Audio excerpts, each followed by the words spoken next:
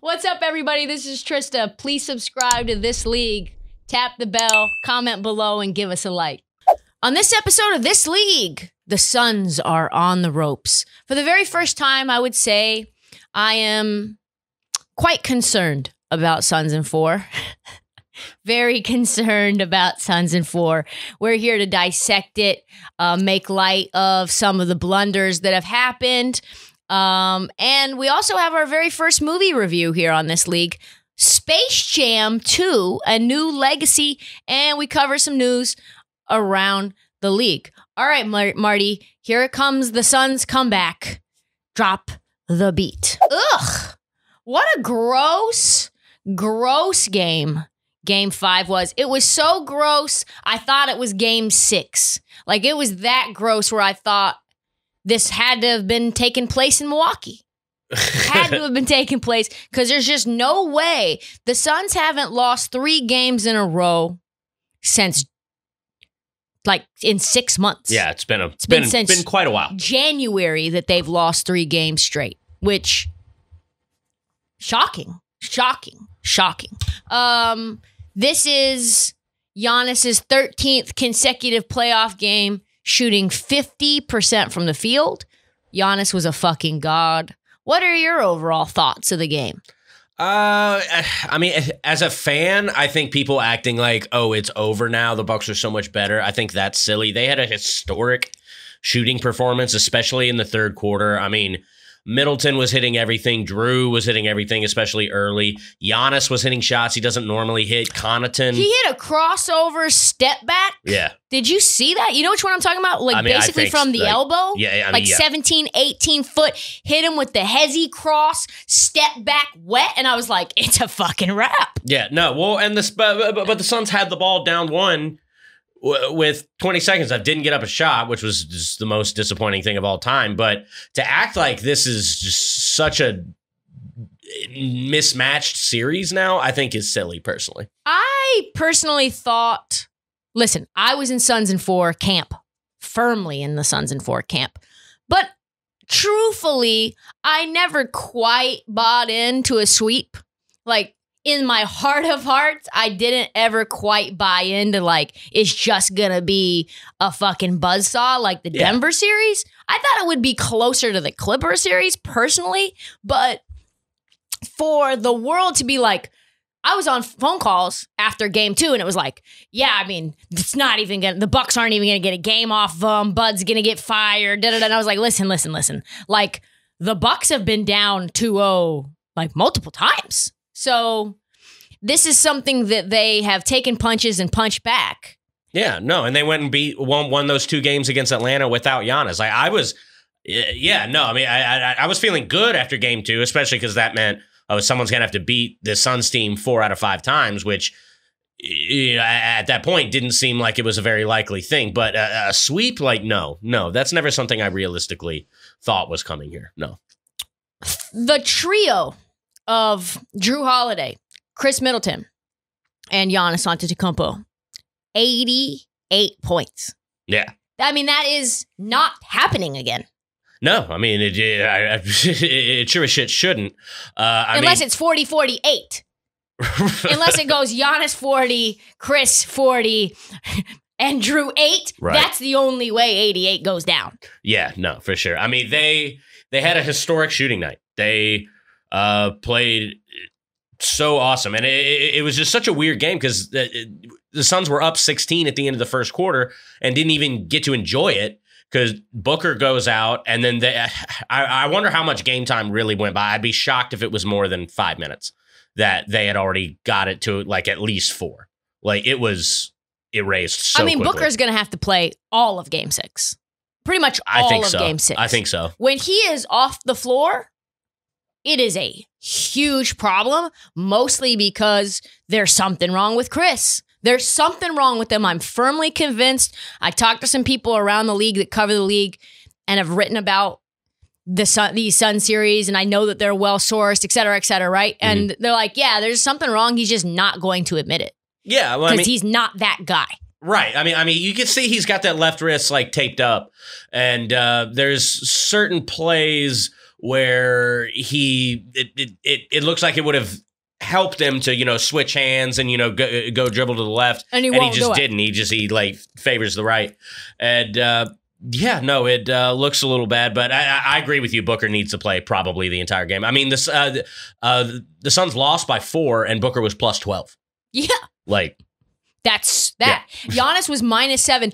I thought that was really strange was an interesting, that was the Budenholzer adjustment game that we sort of have not seen. He went jumbo, the jumbo lineup. Yeah. Where like Giannis is playing small forward. Giannis at the 3 and like Brooke and who else was in there? And Portis at 4. Yeah. It was just wild to watch. Middleton was playing point guard at one point. Yeah. Wild. It was wild. And I think it worked. I mean, the fact of the matter is the Suns couldn't get a rebound, and it was obscene. But I think the real story, the real narrative is like there's a lot of people coming after me right now. Like the entire company, basically retweeting the video from game 2 of me basically being like the Bucks are frauds. The Bucks are they're the most overrated team in finals history. And like they basically are taking my words like they're complete truth and that there was no exaggeration and playfulness in them at all, right? But okay, so what we've known all year is this. The Bucks are a bad half-court team. They can't get a bucket in the half court. And that is still ringing true to this day, which is why Drew Holiday threw that fucking lob to Giannis. He did not want to pull it out and then try to regather themselves and try to run a play. Okay, but we know all year long, I think I even said at one point, are the Bucks the favorite to go to the finals? And then I think they shit the bed right after that. Right. Like in close games, these Bucks have been lawn chairs, just fold right up, like lawn chairs made of cardboard. And the Suns, when things get tight, are fucking Hard Rock City. So there has been, even inside of the playoffs, a transformation of this Bucks team. And it's like, almost feels like to me, because I've had a little bit of time now that the finals are here and there's only one game every couple days, I watched Captain America for the first time. Yeah. And that's what basically happened to Giannis post hyperextension of the knee. Like, they gave Giannis some God mode injection, and the whole team is now adapting. They are now resilient. Like in-game resilient. Coming back out of a 16-point deficit, who could have seen that coming from the Milwaukee Bucks? Not I. Throughout the course of the season, am I not right? Like, no, chime in. Yeah. No. I tend to agree. They figured it out. They're playing well at the right time. I mean, Drew Holiday having that game when he really needed it, and then making just a shit ton of big defensive plays. I mean, the biggest one being stripping Booker at the very end, not even allowing him, to get off a shot. The rebounding's been an issue too. There's so many things that in the last, 3 games, game 3 wasn't close. That in the last 3 games they've done really fucking well, and the Suns haven't, despite the games being close. Besides game 3, Drew Holiday, people were coming after the Milwaukee Bucks for that trade. I think we said in the moment, like very early on, this is going to be very impactful. Drew Holiday impactful, PJ Tucker impactful, but Drew Holiday won. Like, basically, give him the game ball for game 4 and for game 5. He won game 4 and 5 in, like, that was the moment. Both of those strips in the moment. Yeah, no, game 5 for sure. I think 4 you probably have to still give to Middleton, but yeah, no, definitely the high level defensive plays that he's made. I mean, and that's why they brought him in. They brought him in to improve the team defense, improve the half court offense, ensure that Giannis stays long term, and I mean, he's kind of doing that. This right here, what the Milwaukee Bucks did. Because there were points in time where it was in doubt as to whether Giannis would sign the Supermax. And I've been trolling Bucks fans and Bucks Twitter for all year, basically saying, like, listen, never going to win a ring as currently constructed. It appears that's closer to being very wrong than I would have anticipated, of course. I mean, still got to win one more game. Still got to win one more. 2, Giannis will leave. If he doesn't get a ring, he's going to leave. And even though he signed the Supermax. But there were times where the Supermax was in doubt. Giannis was waiting to see what the Bucks would do. And like, are you going to give me some help or not? Right? Yeah. This is the blueprint for a small market team. This is what Portland should look at and say, oh, yeah. This is what it looks like when you have a star. Star is somewhat disgruntled, and then you give the bag to make that one thing elevate your team. And that was Jrue Holiday. And a lot of people thought that was not a great trade. Give up 4 first-round picks and pay him a shitload of money. And no, you're not winning, maybe, not even winning the net series without Jrue Holiday. Yeah, he's been insane. I have some stats about Giannis that I want to share. Go. In these finals, Giannis has had 150 points, 50 rebounds, and 25 assists through the first 5 games. Damn. Only Kareem and Braun have done that. I know you roll your eyes. No, but those are the stats. No, I wasn't rolling my eyes like, oh, bad. Like, I mean, that's just, those are 2 guys that you want to be in company with. He has looked, I don't know what to say. He doesn't have a bag. I just want to say still, you can be incredible.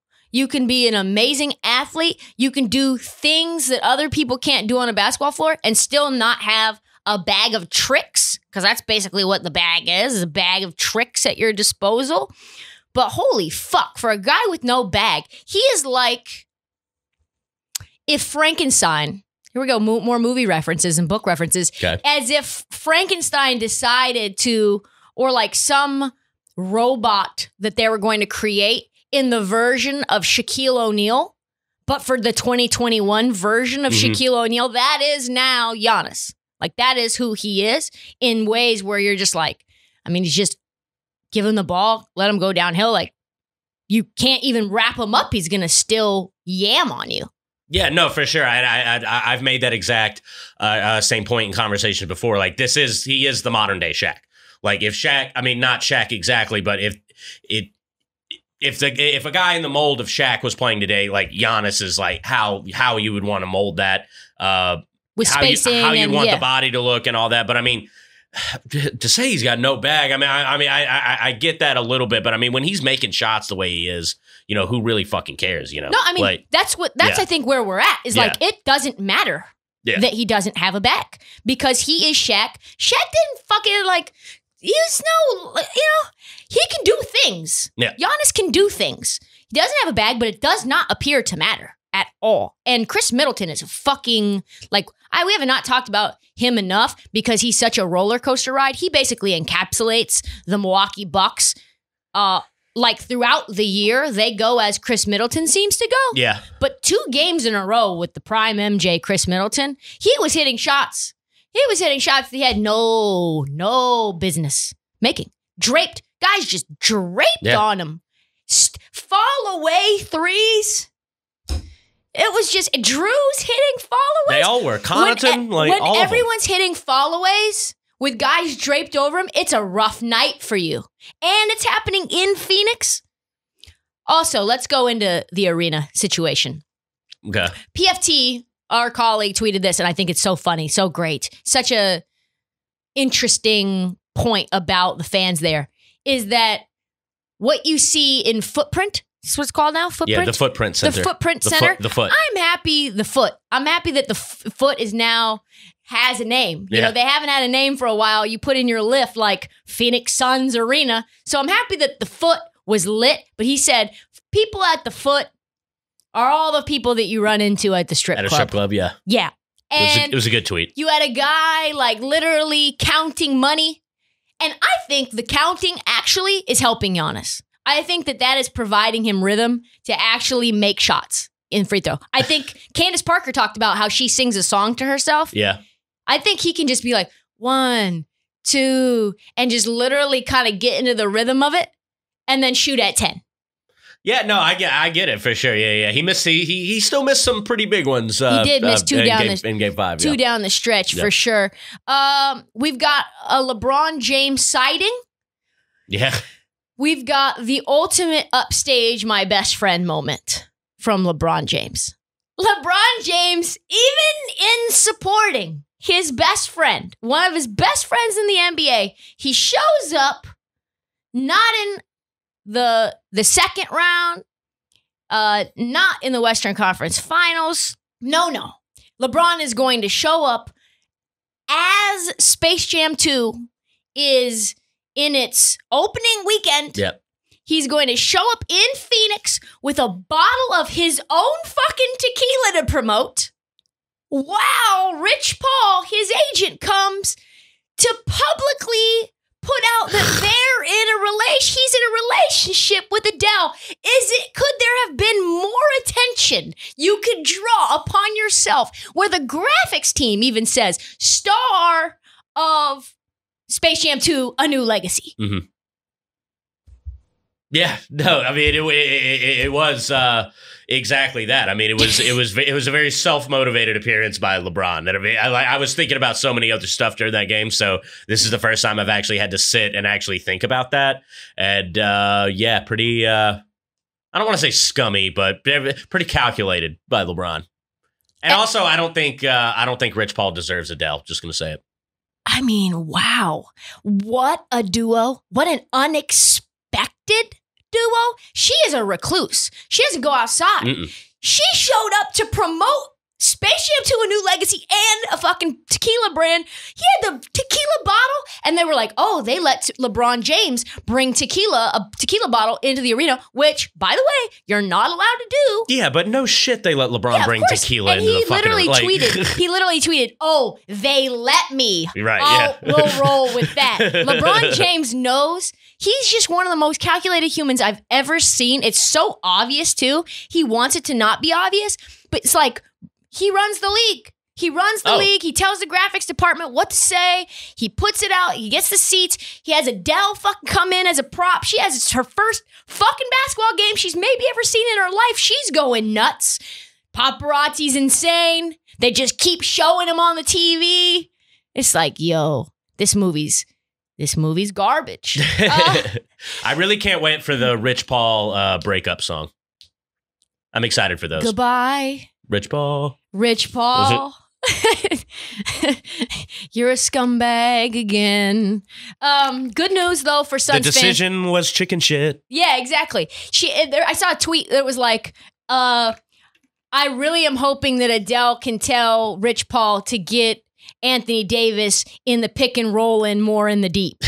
Something like that. It was very funny.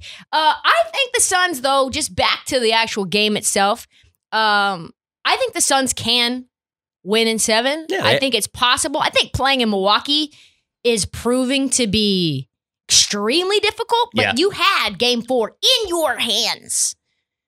And Nick Nurse made a great point on, I think, Brian Windhorse's podcast. He was like, it's really hard to win a ring at home if it's not a game 7, because they're already like they bring in the banners, they start talking about ring fittings, like you're in the arena that's all going to take place. The organization is all there, and there's like almost a level of what's next when you haven't even gotten to that moment yet. And he was like, yeah, we couldn't win it in Toronto for that reason in game 5. Yeah. So DeAndre Ayton says this. I like it. The tables are turned now. Now we're the desperate team. We've had our chances of being up and trying to finish the job. Now we're in the same position that they were in. They're up, and now we got to go and get it. That's why it's a little bit more fun for me. I love DeAndre Ayton.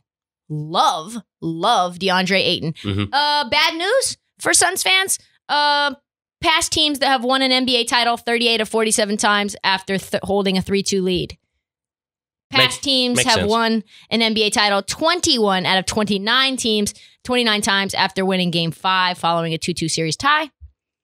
And also there's a stat about Chris Paul. I think he would be the first player in NBA history to lose 4 2-0 series in the playoffs. Really?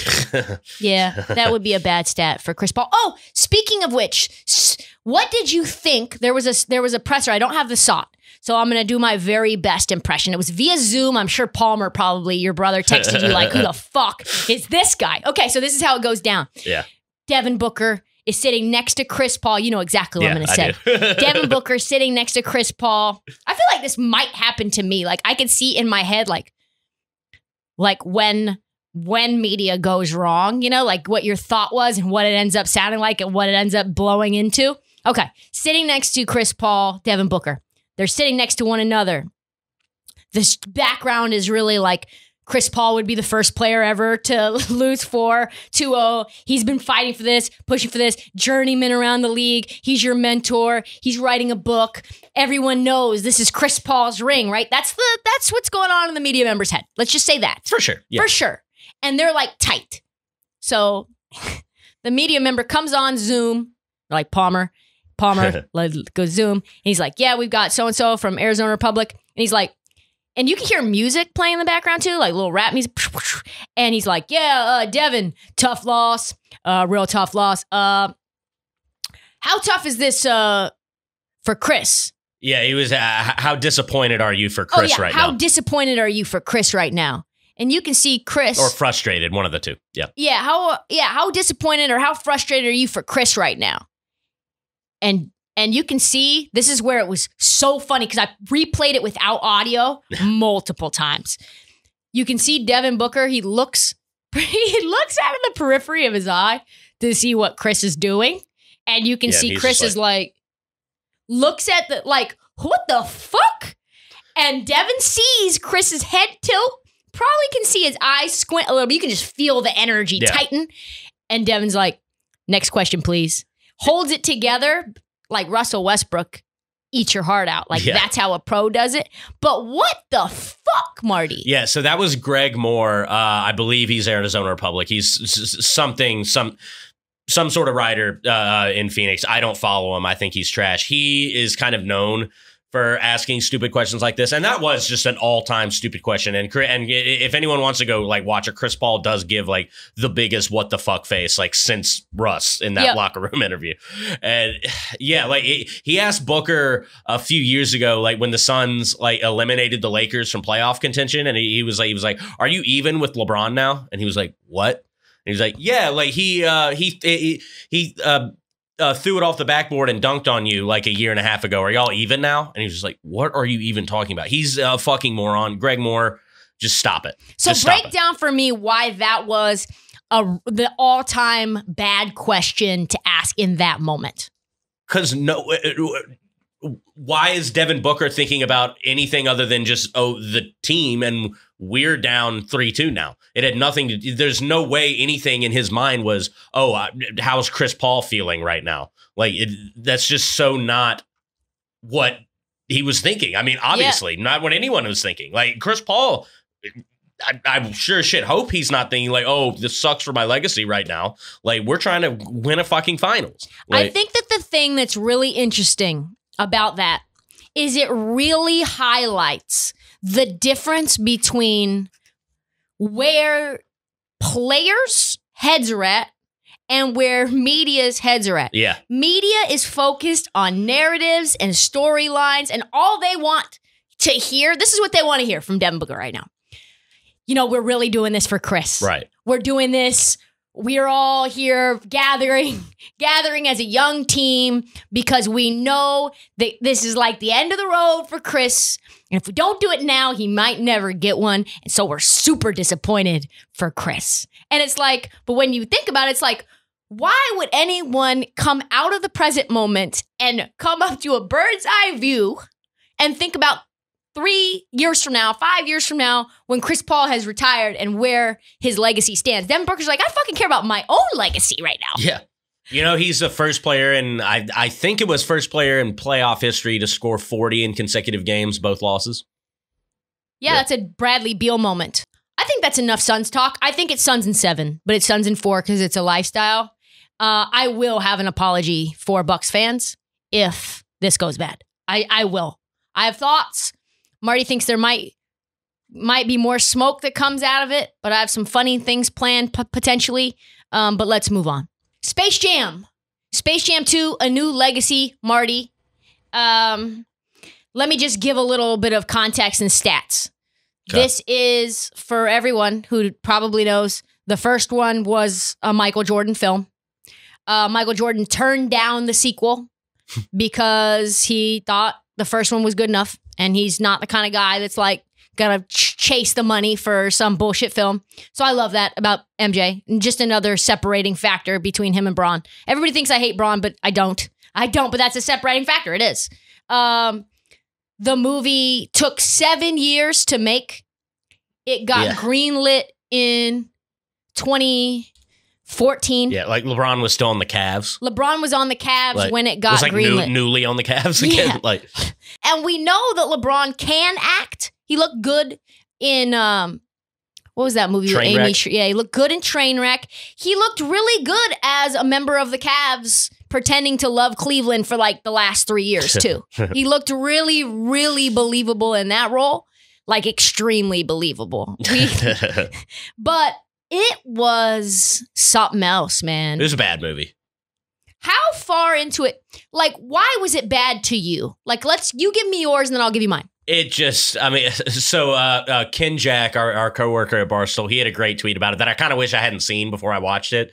But he was like, I don't know what kids thought of it, but as an adult, it was basically like a giant Warner Brothers commercial with a Ready Player One complex, which is just hit it really on the head. I mean, when they were going through, well, what did they, the serververse or whatever they called it, and it was like, oh, here's the DC world, here's the Game of Thrones. It's like, this is not what Space Jam like should be about, really, because I don't know. The first one, I think, really got a lot of people like into basketball and caring about basketball, and I don't know whether this one, and if kids like it, and that's great. Like I hope they do, like, and all that. But I don't think this is inspiring a generation of kids to be like, oh fuck yeah, basketball's awesome. Like no, yeah, and I think that was what it was designed to do. Couple of things. I was watching with a friend, like we both played it at once from afar. Right. And they're like, hold on, something's wrong. Something's wrong. I have a bullshit ad in the first like 15 seconds. And I was like, what? And I'm like, no, oh shit, this is the movie. Like this ad is the movie.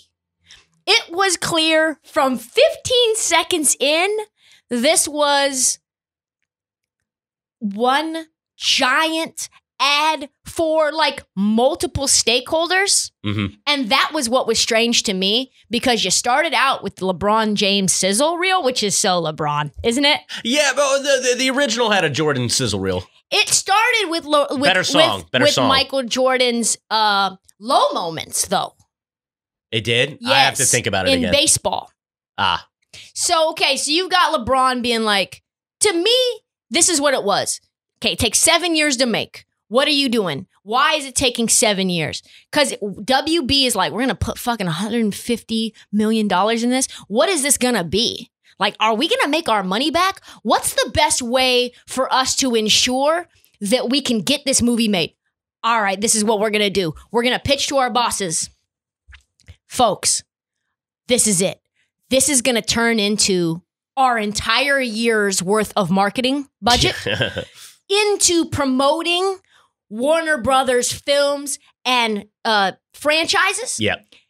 And on top of which, then once you have HBO Max, we're going to also be spending the money on promoting how to subscribe to HBO Max by putting this movie early on HBO Max. Right? So you've got them. That's a vanity project. It's basically a vanity project. We don't care if we make money. This is basically us just promoting ourselves. A giant blowjob, a self-blowjob Marilyn Manson situation, right? And then you have LeBron, who's like, no. Like, this is a vanity project for me. I want you to showcase me as like the cool family man. All I care about is my family. And by the way, these kids could not fucking act to save their life. So why not just pull a Will Smith and put your own fucking kids in it? I don't know. They probably probably didn't have a whole lot of interest. I couldn't see a whole. I doubt that. I don't know. I doubt Brawny being the kid who was the one that was like the golden child. I think Brawny would have loved that role. That was like a very small role. Just step back, hit. Yeah, that could have been couple funny. of screams. Yeah, should have been Brawny. Yeah. Okay, then you've got LeBron James basically throughout the movie sprinkling highlights of himself in there. It was like a battle. It was like a duo or a battle royale of like who and where the self-promotion lies. Yeah, it was like how many moments of this movie could I hashtag strive for greatness? Yes. Yeah. It felt very much like that. Like Jordan, at least in Space Jam 1, never tried to self-brand being the family man. Never. He was embracing having hoes on the side. He never was like, family only comes first. It's like greatness comes first. LeBron's like, all I care about is being great and having my son and like being the best dad that I can. I'm just figuring it out on the fly because all I know is greatness on the brain. I've never done anything else but play basketball. It's like, no. No. Well, something that came to my mind throughout watching this movie, and like not to say that like, oh, adultery is like awesome, because like that's not even really where I was thinking about it, but just how much cooler Michael Jordan is than LeBron James. It's just as close as like they are in terms of like how good of basketball players they are. They're equally far in coolness. Like it's so true. Jordan just. He didn't have to try to be himself and just this cool aura. You know, even in a kid's movie, it's still like transpired. And there was all that cool stuff like with Bird and like Bill Murray and stuff that like adults liked. So there was that. And I think it kind of clouds the MJ versus LeBron argument. I mean, as dumb as the MJ versus LeBron argument is, it does. Just because people just like Jordan that much more than LeBron. LeBron's fucking lame. Like, he is so corny. It's unfortunate. And I like LeBron on so many levels. Oh, yeah. But like, and listen, I get shit all the time for being quote unquote a tryhard, right? And that's fine. Like, whatever. I'm authentically me. I think LeBron James legitimately has the same exact brand issue where people are like, you're just doing too much. Everything feels forced. Everything feels calculated. Everything feels like you manipulating the world around you to fill your legacy and bolster your legacy, where MJ's just like, I'm the fucking man. I don't need to like prove anything. Everybody's coming to me. I've got these commercials with Spike Lee and like he was sex. Mm-hmm. LeBron is not sex. No. LeBron is the guy who was so not desirable and not attractive throughout his life from like maybe like a geeky standpoint. And now he's like the most famous guy in sports on the planet and still doesn't really know how to handle that fame. And I have seen that. I don't think I've ever shared this story publicly, but I'm going to share it. Whew, here we go. I'm at the All-Star game in New Orleans. I am wearing, it's hot as fuck. This is like 2016, 17, one of the DeMarcus Cousins boogie thing. Yeah. I've got like a somewhat short dress on, low cut sort of deal. Super iridescent sunglasses.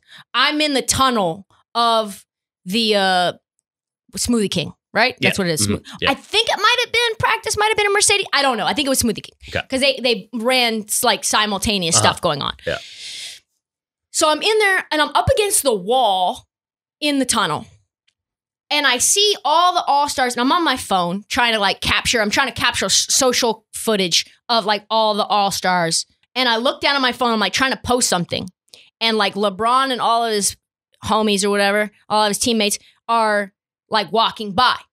And LeBron and me make eye contact. It's the first time I've ever like really been up close to Bron.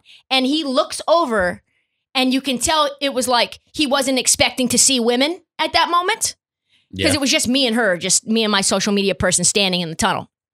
And it was just a practice. And we were there really early. And his head turned.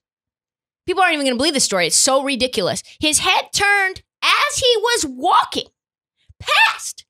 and he ran into a fucking hole. And his teammates gave him so much shit. And I could not stop laughing. And it is now burned into my brain that is who LeBron is. That's not anything special to me. Like, I would not purport that was like a Trysta being an attractive thing. I think it was just like two hot girls in the tunnel. They might kiss like that, like LeBron is a nerd and has no idea what to do with like, oh, there's pretty women there. Like, I'm going to look at them. Maybe they're looking at me. Are they looking at me? It's like, you're fucking LeBron, dude. You don't need to do that. Yeah, that is, I mean, A, that's a ridiculously hilarious story. And B, yeah, no, I've kind of said that, throughout his career, like for as good as he, like, I don't think anyone's ever been as good at something as LeBron is. And yet still so insecure. Have the self-esteem of like me.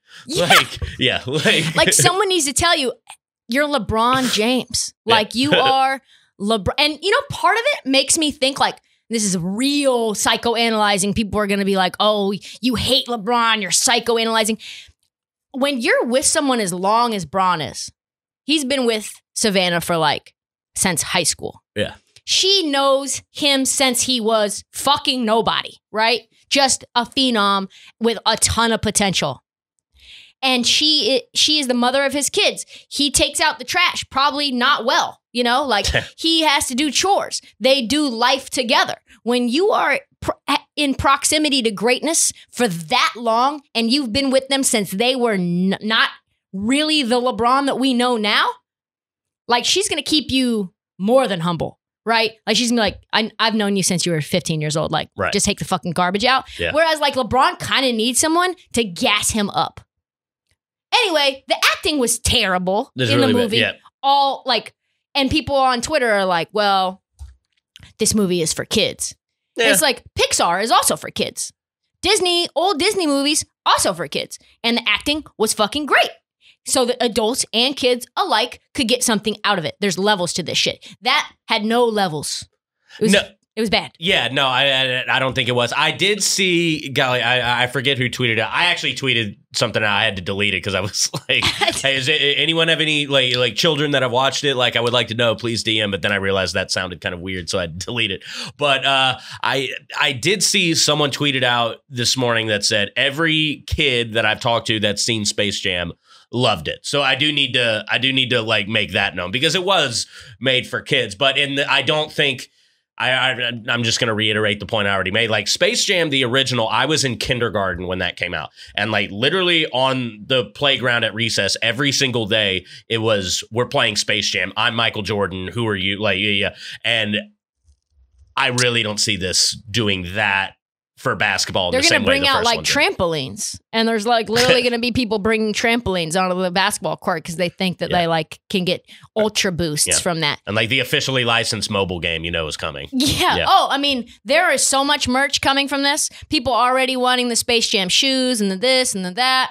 I mean, it was wild. Yeah. And another thing I wanted to bring up real quickly was I thought it was funny in the first one because I rewatched it like like in the last like year, and they kind of dressed down Michael Jordan's extravagancies. Like his house is like really small. Like Wayne Knight's character like drives him home from the baseball stadium, and he's just got. They did that to LeBron too. Did you see that broke ass Mercedes they had him driving up to Warner Brothers with? I don't know about the car, but it was like an old school C-Class from like 2005. Okay. I was like, no way LeBron James drives that Mercedes. Well, like the opening shot of him in his Calabasas home. Oh, that was pretty fly. Yeah, no, that was where it's like ball. Ball. The inconsistency of house and car. That was strange for me. Yeah. That was strange for me. I also thought that the time where he was in Warner Brothers, and he's like, this is a trash idea. I was like, this is probably adapted from real life when LeBron got the original Space Jam script for the first time. Where he's like, this, I would never say these things. This is not me at all. Like, fuck you. Absolutely not. I do want a couple of positives because I don't want to just shit on it. I thought there were 2 stars of the movie. One was Ernie Johnson. He was good. He was really good. Like he provided a level of like believability that could not be achieved elsewhere. Yeah. 2, let's just break down Don Cheadle for a second. Okay. Don Cheadle has played in huge dramatic roles. Hotel Rwanda, probably the one that first comes to mind. He can act his ass off. We know that he can. And to be dropped in as the villain of this movie, Don Cheadle was trying to carry everyone. He was trying to show you this is what real acting. And of course, there was like AI and green screen and like CGI and all these other things that make Don Cheadle less believable. There's so much CGI. So much CGI. Too much CGI. That I thought that he was really trying to be like, listen, I am Algae Rhythm. I am the best villain you've ever seen. I really want to win a supporting actor role for Space Jam 2. And that to me was respectable. Respectable for Don Cheadle to like steal the money. It was stolen money. Who would you have rather have seen in that villain role? I don't know. I mean, I think he did what he could. As far as a recast, like, I don't know. I really, no one's really coming to mind right now.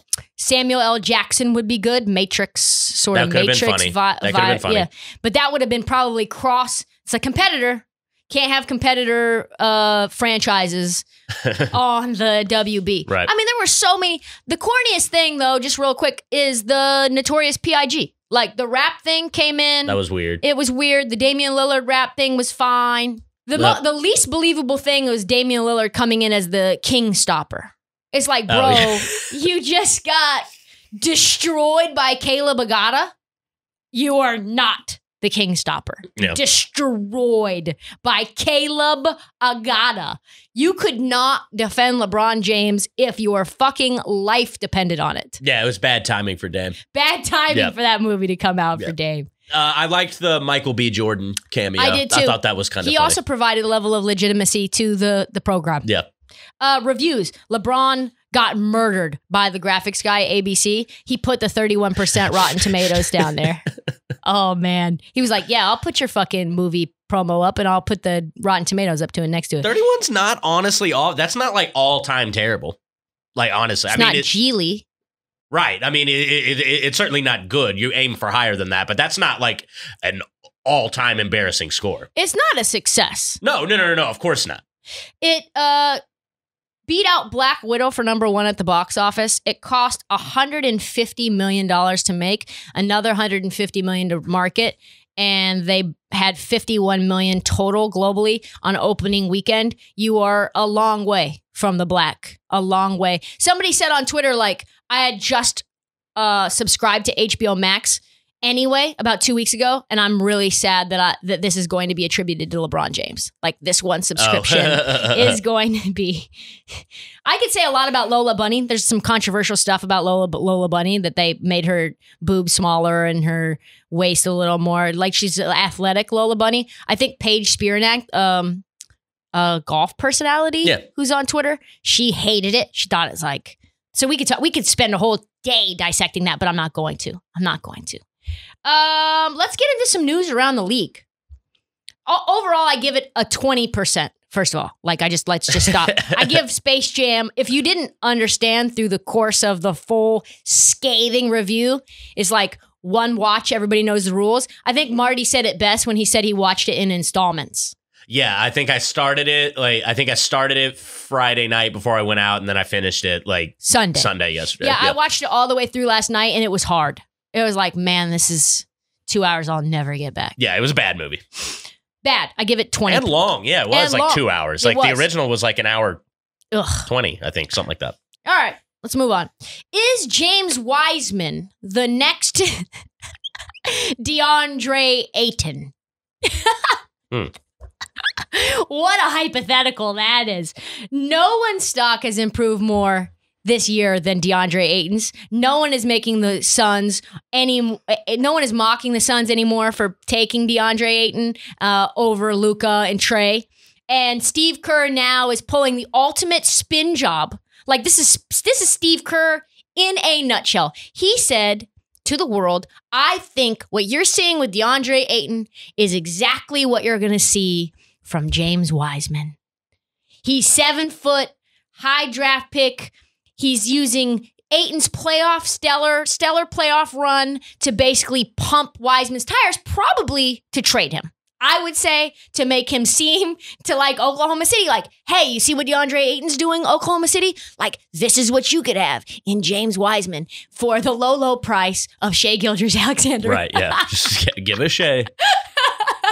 Give us, we'll give you 7, 14, and James Wiseman, who will be DeAndre Ayton. You see him, he's athletic, he's 7 foot, he can hit threes, he can be in the post, he can rebound. He can play in the pick and roll just like DeAndre. You see what's happening. Yeah. You see that guard over there with the all-star floor? Yeah, just give him to us. Yeah, just give him to us. This is what he had to say. The most interesting thing about the NBA Finals has been watching DeAndre Ayton. I talked to James and text him. I'm just so inspired by what Ayton has been able to do. I think there's no reason why James can't follow the same path. The Suns really streamlined his game. You think back a couple of years ago and he was all over the map. You could tell how gifted he was, but you weren't exactly sure who or what he was, and they figured it out. I'm watching Ayton quite a bit, and I'm thinking about how we can use James and simplify the game and make him really effective for us the next year. I mean, that's a lie. Sounds like someone on Craigslist trying to hype up their used car so that someone could get the Kelly Blue Book value without chopping off a piece to the dealer. It's like so desperate, so obvious, and so desperate. Like, I think I've never been this locked into the NBA before. So the nuance of that statement would have just gone over my head. Because we've been so locked in, I know exactly what that fucking is. That is a guy trying to swindle an up-and-coming team for an all-star right now for Steph. That's a Danny Ainge move. That's a snake Danny Ainge move. Yeah, just using coach speak to, It's a lie. Right. We've said this before, but nobody deserves to be an Olympian to me more than Jerami Grant. I know that's like a wild statement to say because the Olympic ground is a place where young guys come and they get around real talent. And he's been around talent before with Denver. Somewhat with Oklahoma City. But he's now going to be with a bunch of stars and going to find his way and flourish. And he is officially off to Japan. But there's been some problems. There has been some problems for Team USA. What has happened so far, if you haven't been really caught up on how COVID has ravaged the biggest stage on the global scale? Yep. Brad Beal and Kevin Love had to leave Team USA. And there was a shot because Kevin Love is old. I don't know. What do you think happened there with Kevin Love? Do you think he just realized, like, you know what? I'm not getting any minutes, and the world is excoriating me for even being on this roster, and I make enough money. I have a fucking model girlfriend with a really cute Weimaraner, and it's a 14-hour flight, and I'm going to have to quarantine. I'm not going to be able to go anywhere in Tokyo. This sounds fucking terrible, actually. And I've already been to the Olympics. Do you feel like that's what it is? Yeah, I mean, I think that's exactly what happened. He got the offer and he was like, "What, are you serious?" Yes. Like, and then it became apparent, like, oh, this is going to be a major pain in the ass here. Like, okay, maybe this isn't an experience I need. Yeah. Yeah, maybe the whole like first time without fans in an Olympic setting, probably the only time, is actually something I'm not really wanting to get firsthand experience with. Right. But Jerami Grant is not going to have to sit out, even though he had a close contact to Bradley Beal. Yeah, I think so. Bradley Beal. But nobody on this team wanted to be an Olympian more than Grant. He was like going around basically pitching himself to Dame and to Beal and to KD, being like, I need this experience. I want this experience. And now, though, with Jerami Grant's ascension, and I think the Olympic stage is now another feather in his cap in terms of like how valuable Jerami Grant really is on the open market. There is now scumbag fake blogs coming up with fake trade scenarios that Jerami Grant is going to be traded to the Memphis Grizzlies. Excuse me? I haven't seen this. Wait, why? Why? Okay, yeah. Okay.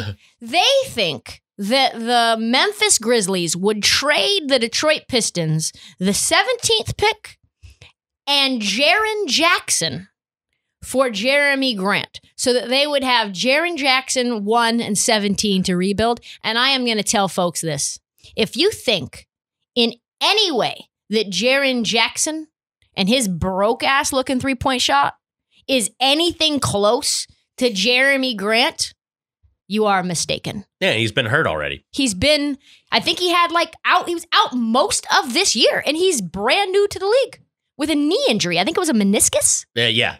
Ugh, no. Just people keep just jerking off to high draft picks. That's really all it comes down to. They're like, oh, he was the 4th pick. Yeah, he's good. I hate that. And this isn't me shitting on Jaren Jackson, but Jerami Grant just had a all-time year. Not all-time year, but most improved year. He could have been most improved for sure if it wasn't for Julius Randle just of course. destroying the league and taking the Knicks to a playoff. If the Knicks wouldn't have made the playoffs and they would have been like a dog shit team as well, like Jerami Grant would have won it. Because the world wouldn't be focused on the Knicks, right? The Memphis Grizzlies were better, looked like they were clicking without Jaren Jackson. They could probably just trade Jaren Jackson for picks and be probably better off. That's a hot take, but I think that's a possibility given Jaren Jackson's inconsistencies from 3 and some of the injury issues that he has and inconsistency with team chemistry when you're in and out of the lineup. So the Pistons, though, let me just say very firmly, the Pistons are not trading Jerami Grant anywhere because Troy Weaver has said, we want guys that want to play in Detroit, which is almost no one. Right. Almost no one. Jerami Grant could have re-signed in Denver, and he chose to take the route to be the guy in Detroit, Michigan. Detroit, nothing going on, completely dead city. Been there, quote unquote, enjoyed it. All of the fruits of Detroit's economy, and there's not a lot. So he has chosen to live and play in Detroit. There is no chance in hell that Troy Weaver would take a shot at getting Jaren Jackson, even just if he was great, because Jaren doesn't want to play in Detroit. No shot. No chance. What superstars do you think will sign extensions this offseason? Yossi Goslin? Do you know who that is? I think he's from The Athletic. Okay. Looked at 5 scenarios and guessed the chances of whether each of them would sign. Are you ready for this list? Let's go. This offseason. Are you ready? Kevin Durant, eligible in August for a 4-year extension. This is kind of like a game show. For a 4-year extension that would make him a net through 2026 when he will be 37. If he signs this extension, he'll cross $500 million in lifetime earnings. Goslin has the probability of extending as... So we've got weak, we've got medium, we've got strong. Okay. What do you think? Does he sign this August? Yes or no? I would say kind of weak. Are we saying will he sign ever or just this August? This August. I would say weak. This offseason. Yeah. It's weak. Goslin says it's strong. Okay. All right. Man, there's a possibility, I guess, Kevin Durant will retire a Brooklyn Net? It just seems like he would want to keep doing the LeBron thing, at least for right now. I know LeBron signed a 4-year deal, but he was signing 1- and 2-year deals left and right, in the middle. Kawhi has done that as well. Yeah.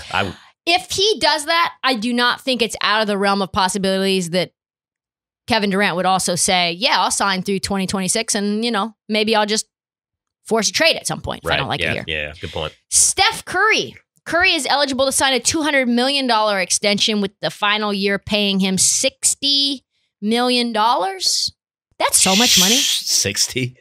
The last year of his contract will pay him $60 million when he's 38 years old. That's stealing.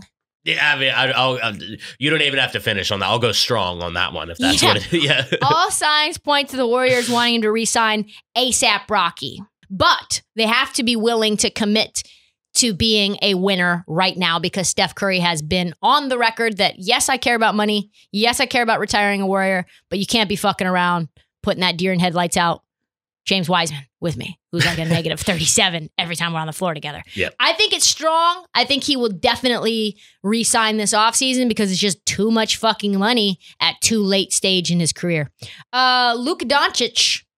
Dallas is obviously a mess right now, but they're trying to rebuild some things. Mark Cuban has basically said we want to treat him like we treated Dirk. You've got JJ Redick and gosh, I forget who else it was.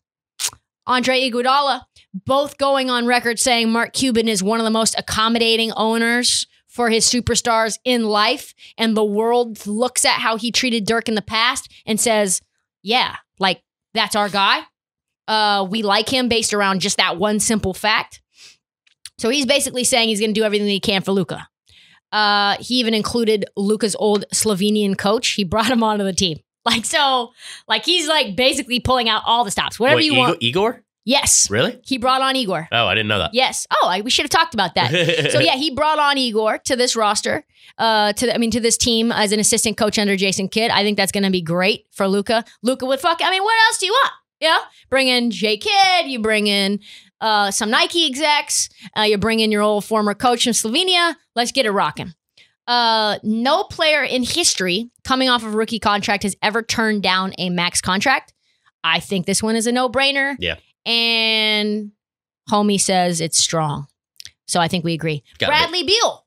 Brad is eligible to re-sign with Washington in 2022 offseason, but for the same amount. So it makes sense for him to keep his options open.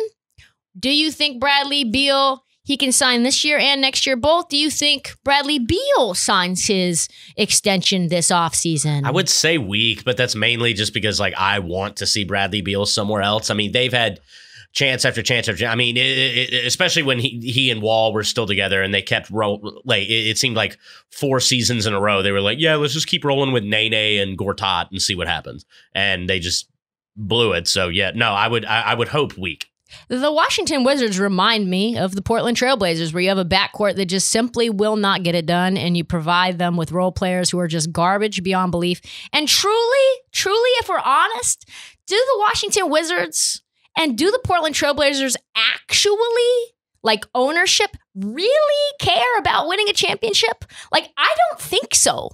So if I was Bradley Beal, and you've been listening to Damian Lillard say loyalty, like Kendrick Lamar, and then this offseason in Vegas with Bradley Beal say, I don't know where my future lies, and Bradley Beal's multiple years in front of Damian Lillard in that timetable, I would say gotta be weak, right? Gotta be weak. Yeah.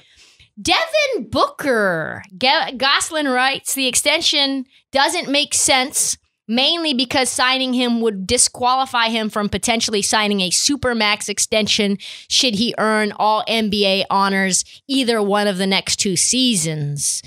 Which is probably likely. So do you think that he signs an extension this offseason, yes or no? That would seem like a bad idea. I think so too. He stands to earn much more money and many more years on a new contract should he make it to 2024 free agency. So I also agree. I don't think. I mean, something tragic would have to happen for this same contract to not be on the table in 2 years. So, yeah. Yeah. Might as well just wait it on out. I think Devin Booker is all NBA caliber right now. Oh, yeah. So, do it. Man, more Collin Sexton news. Collin Sexton has become the Kevin Porter Jr. of the universe. Just not quite good enough to be really deserving of this much chatter, like Harrison Barnes sort of quality, but yet he's got stans like Marvin Bagley.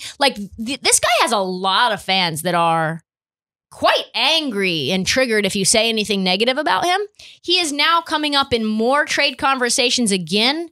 The newest team he's been linked to, Marty, is who? Who do you guess? New team, never been talked about before. Where does Collins? Do not look at this. Do not look at the notes.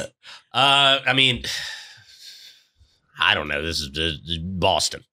Golden State. The Golden State Warriors are, quote, intrigued with acquiring Collin Sexton, but it would not net the Cleveland Cavaliers someone like James Wiseman or the number 7 pick. The upcoming extension and his overall fit apparently are lowering his value, making teams hesitant to acquire him, and thus the trade value is lower and the chips are lower in order to acquire Collin. Man, I don't know about that fit. No, I would not have guessed Golden State. Given you could have given me 20 guesses, I don't think Golden State would have come out of there. I hate this. I think young guys who are out of control. We talked about the Knicks for Collin. Love that fit. Mm-hmm. This fit is way bad. Like, you're talking about a free-flowing offense with movement around, like, without the ball and the freedom to do as you choose in ISO. Absolutely fucking not. Yeah, no, I hate it. Hate it. I am so glad that we're on the same page there. Collin Sexton is what NBA writers wanted to say Devin Booker was for years, but he actually is that. He is not a cancer, but is like cancerous. I think he and he could improve. This is not saying like he will never improve and get to a point where he's not this, but right now I think he caps your win total. I think he does too. The chip on his shoulder, the ego level is so massive that he makes it difficult to win with him. I don't think I would want him on my team. No shot. Not right now. No. And he's undersized too. He's undersized. He's out of control. He loves to play iso ball, and he's mean to his teammates. And people literally chirp you. Opponents chirp his teammates that, yo, he's never passing you the ball. Could you imagine Steph Curry with Collin Sexton? Who's getting the ball down the stretch? Collin Sexton comes up with the rock as the one. You think he's fucking giving it to Steph Curry? Collin Sexton thinks he's the best player on the planet. Fuck no. All right, season 2 of Ted Lasso. I know this is not seemingly about basketball, Marty, but it is. Okay. It is. Okay. Ted Lasso is about to drop season 2. If you haven't watched it, you need to watch it. Yeah, can't fucking wait. Like, cannot wait. If you haven't seen season 1, it is like a need to do now. A delight. If you don't know it, it's about a American football coach, like from a high school. Wichita State, who is hired to run an English Premier League team. Yeah, like Major League style, trying to like run it in the ground. Correct. Yep. And they're trying to run the franchise in the ground. So they hire this guy, and he has zero experience nor knowledge about soccer. Seems like a thin plot upon first glance, but it's a fucking tremendously executed show. The plot actually seems about as thin as like Space Jam, but just way, way better execution, better dialogue, better everything. Well, it was based on, I think, those NBC sports commercials that Jason Sudeikis did where he pretended to be like the head coach of Tottenham, but he did it like a football coach. Yes. Yep.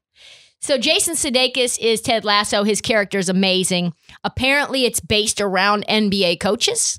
So there are NBA coaches that have inspired the character as well as the Jason Sudeikis NBC commercial.